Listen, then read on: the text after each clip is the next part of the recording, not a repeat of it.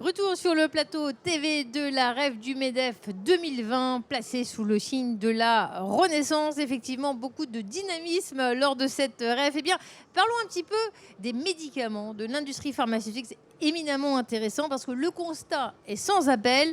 1450 cas d'indisponibilité en 2019, alors même que la France compte 250 laboratoires pharmaceutiques. Comment ce paradoxe est-il possible? Eh bien, c'est vrai que nous sommes désormais fortement dépendants des autres pays.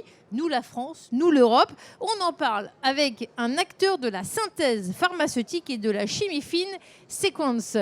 Pierre Luzeau, bonjour. Bonjour. Merci d'être avec nous. Vous êtes avec nous et vous êtes le président de Sequence. Alors, vous, ça ne vous a pas étonné. Il y a aujourd'hui une prise de conscience que les médicaments, notamment, sont faits ailleurs et que ça a des conséquences extrêmement lourdes, n'est-ce pas? Absolument. Alors en fait, la crise a bouleversé un ordre établi depuis une vingtaine d'années. Au début de ce siècle, il y avait 80% des principes actifs et des intermédiaires localisés en Europe. Aujourd'hui, c'est l'inverse. 20% seulement. Et la crise a mis en quelque sorte en exergue la pénurie de certains médicaments critiques, parfois essentiels. Et cette prise de conscience a été très soudaine par les populations, et ce qui a entraîné une pénurie qui a immédiatement posé la question de la souveraineté sanitaire et bien évidemment, dans la chaîne du médicament, de sa composante qui est la plus importante, qui est le principe actif, puisque c'est lui, à la fin, qui soigne les populations. Alors, peut-être un petit décryptage du principe actif, parce que vous jonglez avec tous les jours. Qu'est-ce que c'est que cette molécule, en deux mots?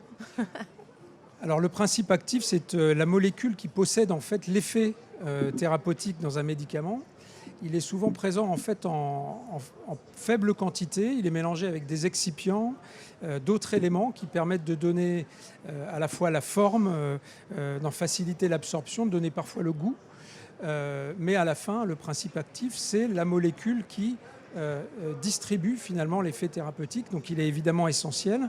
Il se situe donc, comme vous l'avez compris, en amont de la chaîne de valeur.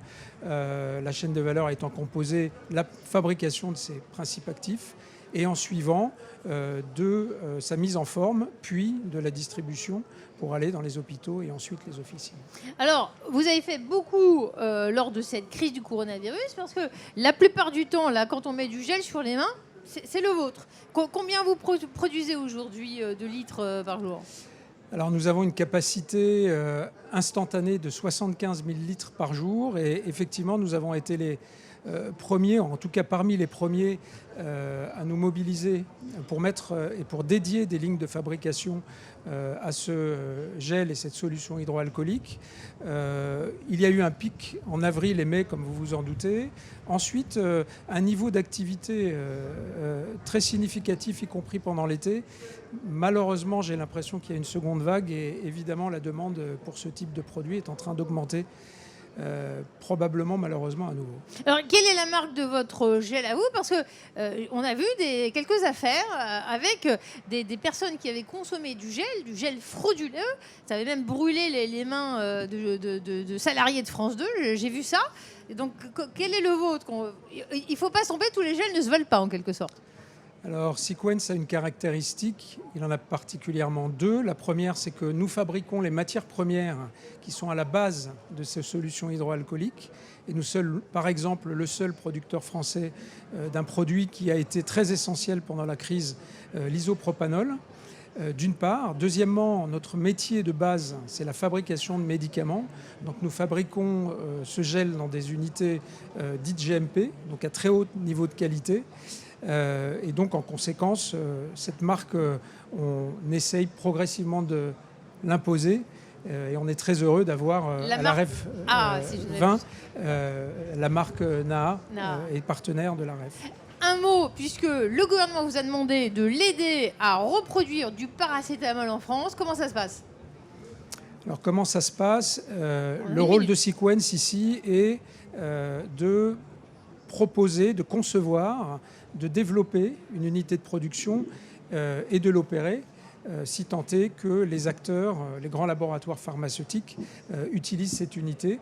Donc à ce stade, nous en sommes à l'étude de détail dont les résultats seront connus partiellement à la fin de l'année et à l'aune du début de 2021. Donc effectivement, c'est avec UPSA et Novartis que vous construisez cette unité opérationnelle. Elle sera située où ? Alors l'unité opérationnelle serait construite et opérée par Sequence uniquement. UPSA et Sanofi, puisque c'est eux qui ont été cités dans les journaux, je ne donne pas de secret, en seraient les clients. Et on a une certaine inclinaison pour le site de Roussillon, dans l'Isère, qui a été l'usine historiquement productrice du paracétamol avant la fermeture de l'unité en 2008. Eh bien, la reconquête de la souveraineté française, on comprend, dans le domaine de la santé, ça passe par le paracétamol. En 2019, plus de 200 millions de boîtes de Doliprane ont été écoulées en France. Pierre Luzeau, vous êtes le président de Sequence. Merci beaucoup, parce que je n'ai même pas mal à la tête, là. Je n'ai même pas besoin de paracétamol, parce que ces entrepreneurs sont extrêmement intéressants. Merci de nous avoir suivis. Merci. Merci beaucoup.